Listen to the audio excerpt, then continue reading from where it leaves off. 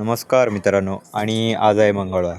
तर मी सकाळीच उठलो, जरा दग वगैरे घातला, अंघोळ वगैरे केली आणि लगेचच नाश्त्याला बसलो. तर नाश्त्याला तर आज खूपच मस्त होतं, माझ्या सर्व आवडीचं होतं.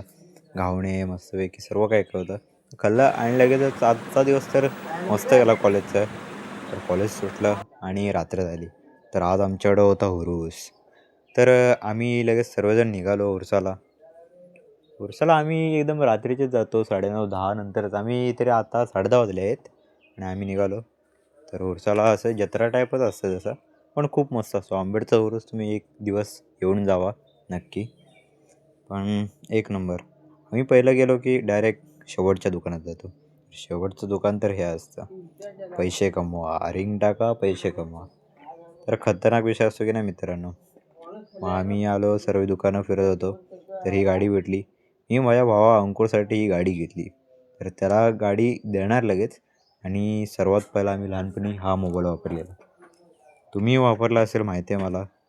आणि सर्व मुलांनी एकदा तरी हे स्पिनर वापरलेलं आहे. स्पिनर हे जत्रेत असलं की मुलांना हे हवंच असतं.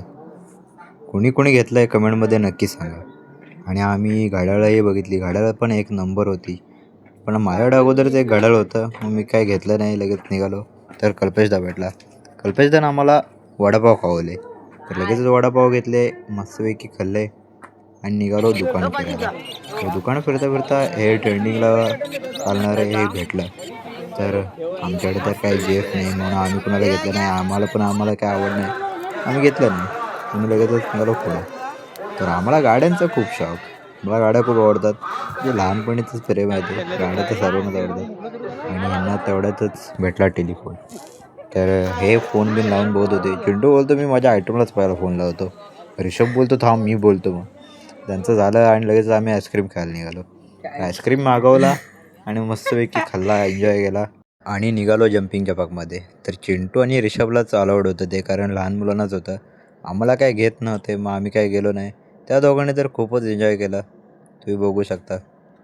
तर ते दोघं एन्जॉय करत होते, तेवढ्यात आमची छोटी बहीण आरू, तिलाही आम्ही पाठवलेलं. तिलाही अलाउड होतं, मग तिलाही पाठवलेलं. तर ती खूप घाबरत होती. ती डायरेक्ट जाऊन तिथे बसली. ते बोलते उभं राहून मला भीती वाटते, तर ती बसली. तर त्यांनीही खूप एन्जॉय केलं.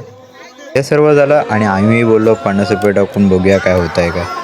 तर काय आम्ही सर्वांनी टाकलेलं आणि शेवटचं दादाच राहिलं होतं. तर आम्ही बोललो दादा तरी काढेल, पण दादालाही काय भेटलं नाही. मग आम्ही लगेचच निघालो कुल्फी खायला.